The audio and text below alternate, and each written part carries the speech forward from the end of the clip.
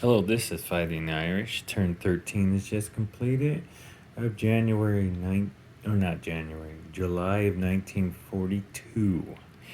Here's the tech chart. Um, eh, Everybody got a few. Nobody really outstanding. Got everywhere on there. Nothing too exciting there. Moving over to the IPP chart. Germany is moving up the charts. They're at 70. USA is holding pat at 61. Japan's having a really good 42, but they're fluctuating up and down. Everybody wants to fight with them. The Comintern is 36. CCP is 4. KMT is 4. Anzac's 8. The British are having a horrible game. They're at 14. The Italians are up 17. They're up 7. I don't think they have any bonuses. Far East Command is at 13. Lost their bonus because they don't have Aiden. And Anzac is up 1 plus their bonus still.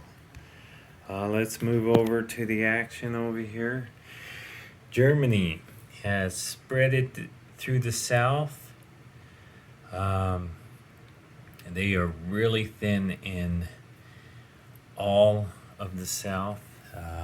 What is it right here in Kiev? They do have a strong force in Kiev.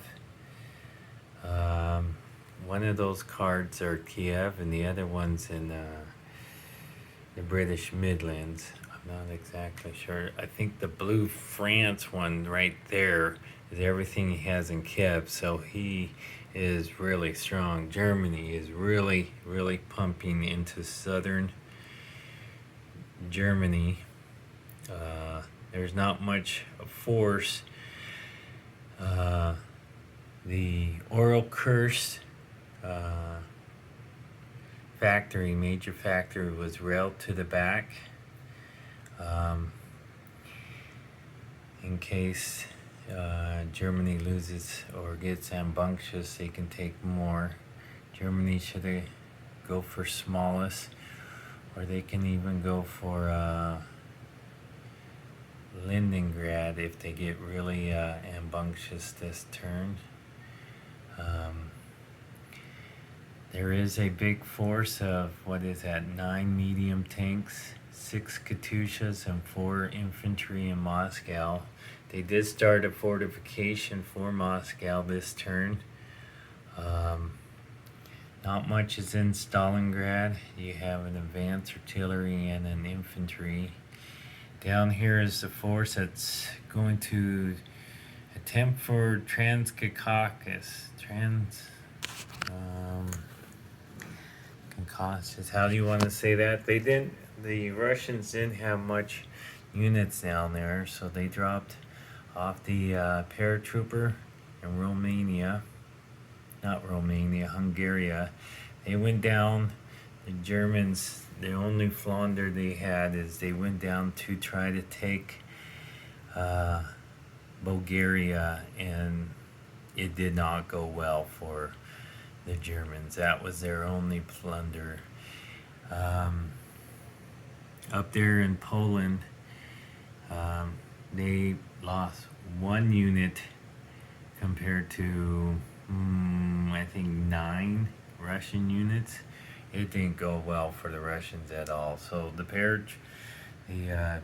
transport plane could be there just to take a hit to see if they can stop this advance to Grenadiers and 1 medium tank. The Italians in Africa pretty much own all of Africa. That's the only thing went well for them. They did put a rail, which is our representative of a rail, is this yellow one, so they can start pumping units here and rail them to Nubia to try to take an assault on this 5 French, 1 infantry, and what is that, 9 militia, to get something going.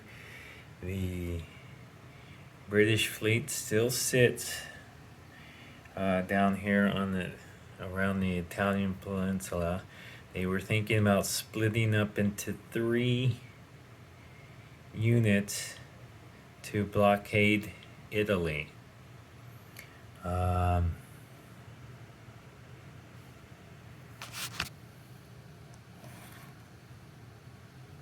Which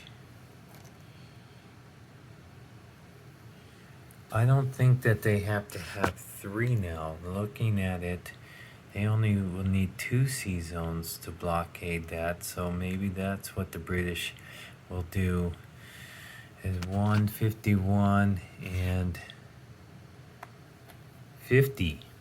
So they might split up their naval capacity to just block off the northern half. Then they will have to hold the southern part, and then Rome will be blockaded. Then I believe these subs might go after the smaller fleet. That is the threat that the British will have to think. This tactical bomber went on maritime patrol and missed the sub. All these subs, I believe, took out $2 of the British. Those Russian subs did their job again and took out the 3 Swedish dollars that were bonus for the Germans. Germans put their navy right here to prevent any kind of land lease from the Americans. The Americans are bulking up here to either to attack this, to beef up the line here to help the German or to help the British out. London could be surrounded. London could be blockaded off in one turn, and I believe that is just the English Channel. If they move to the English Channel, the Americans are 2 turns away from getting over to them. That would be an issue, but London will be cut off and the rest of the British would be barricaded out. The assault on London, I don't think the Germans have enough units, and I'm counting 19 infantry, 1 marine, 1 tactical, 1 fighter, 1 AA, a mech, a heavy tank. I don't think we'll have enough to penetrate, what is that, 5 tanks, 6 artillery, 7 artillery, 16 infantry, and a militia. They would be surrounded. They have 3 fighters there. They might go down. Oh no, they would have to take out the Air Force base. I don't think they have a medium bomber. They did do the medium bomber to take out the one in Kiev, but it was shot down with the raid on the air base.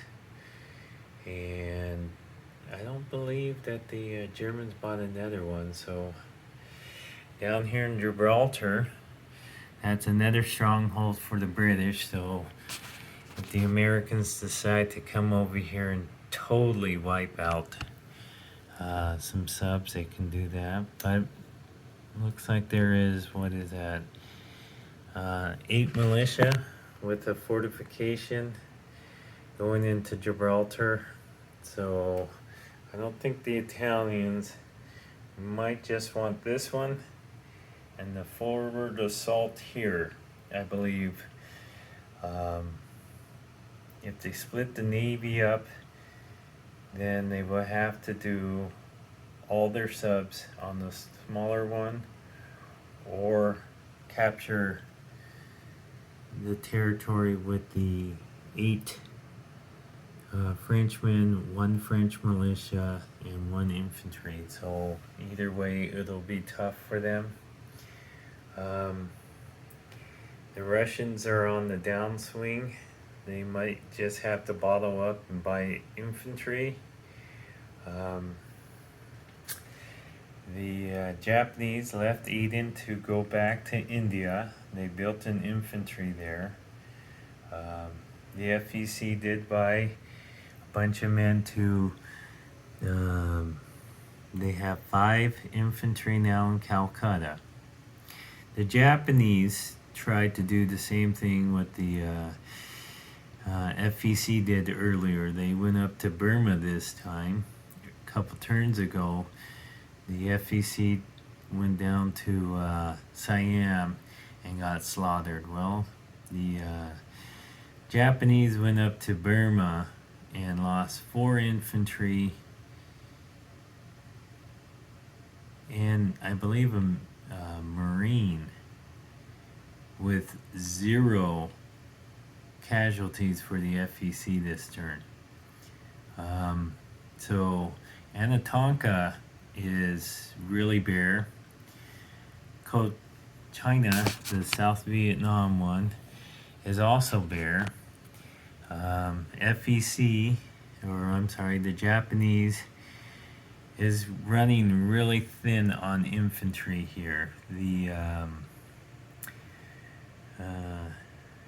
CCP have all this militia. I count 12 militia right there, and another 3 militia there. No, maybe that's 5 militia. Yep, that's another 5. They can't go into Anatonka, but the 5 infantry could probably go into Anatonka and just take it. The KMT did come over and split up their units. I don't know if this was a smart move. They took Shantung and Hunan to get some money because they were flat broke. They surrounded Nanking. Now, that does leave the door back open that these 1, 2, 3, 4, 5, 6, 7, 8 units can leave Shunsun, the former capital of the CCP, to try and take out some KMT here, or they can move to the blue or come down to here. Either way, that 20 plus stack of units came out. Some had to retreat. The 3 infantry from Kunchao moved north, and the Japanese actually rolled pretty well there. There is a method, a thought process, and why they did that besides the money value. Now they are up to 4. They were going to get nothing if that was the case. Down here, I made a mistake. The FEC, or the Anzac, did take the Dutch New Guineas. They got $1. I missed that. The Japanese surrendered 2, and the FEC went up 2 for that territory. The FEC, the Japanese took 5 subs, went to invade this combined FEC and Anzac's Navy with their 5 subs that they got from the French and their own subs. They went in there and got 0 hits and took 3 casualties and retreated to Sea Zone 132.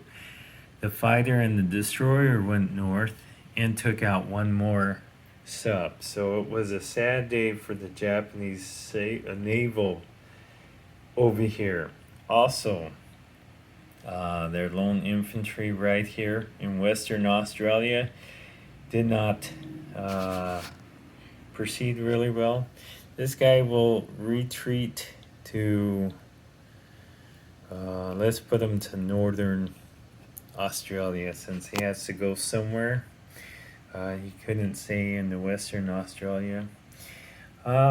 down here they bought this light carrier, I believe, for that fighter anyway, and they moved the transport, the battleship, and the looks like a cruiser up north to the naval port. The Japanese also put some more men up north. Looks like they put all their men from the mainland over to northern Manchuria. I don't know if they're going to move them around. They probably have to go south here. Some will have to stay north. The Japanese and the Russians had some discussion over who should get what land up north. So they both took some, and this is the final result. Manchuria looks like it's solely, except for one stronghold, in the hands of Japanese here. They put their men north. They put 2 advanced mechs, the Russians did, right there in Novorossiysk. This lone Japanese guy is running, taking some territories. He was thinking about cutting off the rail line.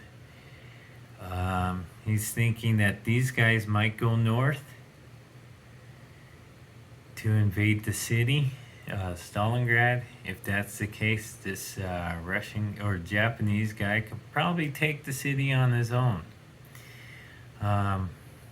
We don't know yet. The big success for the Japanese, they took this massive fleet, everything that they had, every plane that they had.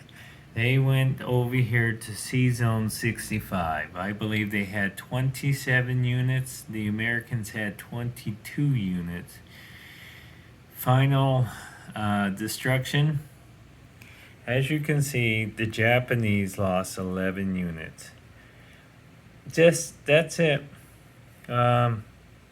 Lost all their small little ships, but they have a huge navy intact. The Americans lost 22 units. It was a poor rolling. The rest of the Navy, this is what they bought. They put all their planes home, put all the planes on the carriers, but it was a huge success for the Japanese on the naval seas.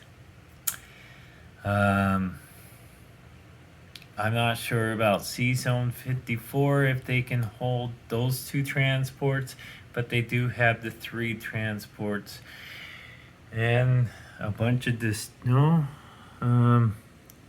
one destroyer, 2 destroyer, 3 destroyers. So they could be losing half their transports ability next turn.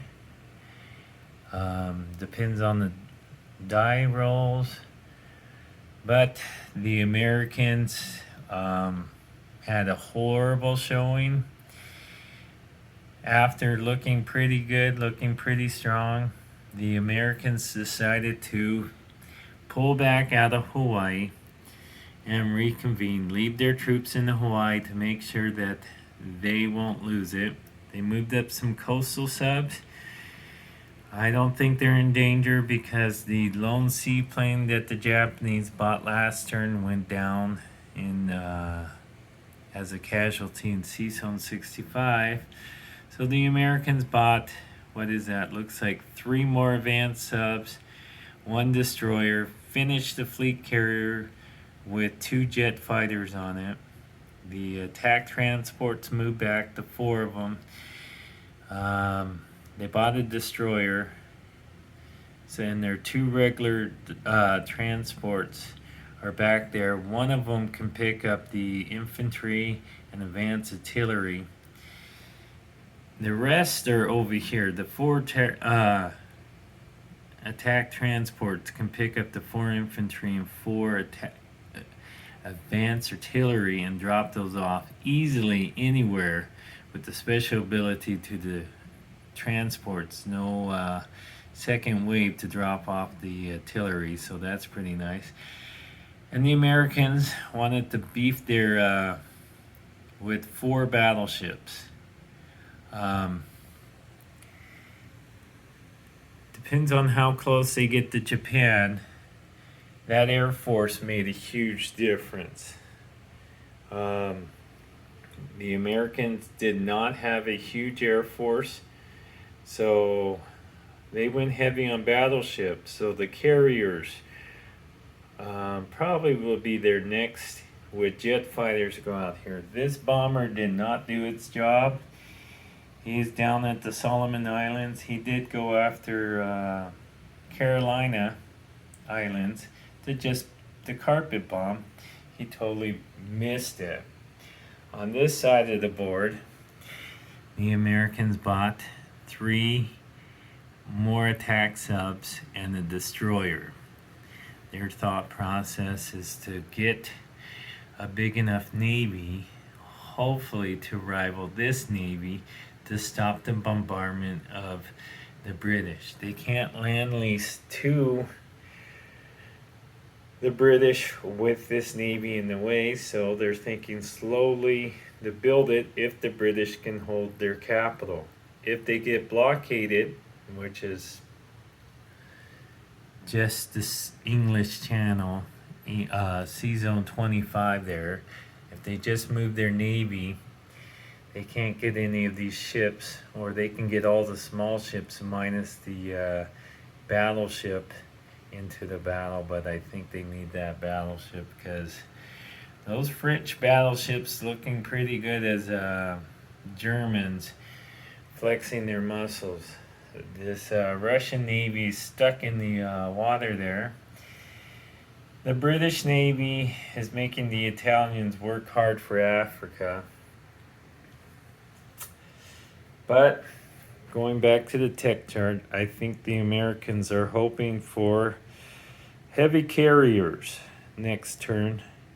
And with their improved construction, if they get the heavy carriers, they will definitely pump out 2 or 3 of those really quick, probably in 2 turns, to go all the way over here to across the world to put pressure on this Japanese, because they don't have much of a shot. I know you say that the French, no defense there. The only problem is to get to France, you gotta build a navy. They're slowly building it, but until you can get a huge navy to take out this huge German navy and put pressure on the other side, the Americans are trying their best. This is the lone French dollar coming in. The Vichy don't want to attack because it's mountain. I'm not sure why the Vichy hasn't gone to attack Morocco. Maybe it's the 8 Frenchmen that could load up on the transports and take Vichy. But if the French go over there, the Italians can pounce on them. I don't know which would be quicker. First one to Paris will liberate France, but it's it comes down to the die roll. Germans are preoccupied. The Jeeps keep going this way. They got the numbers. They got the money. They got twice as much money coming as the Russians. Russian plus the English, they are holding pretty strong. So that was turn 13, July 1942. We're coming into the close of that. Thank you. Bye.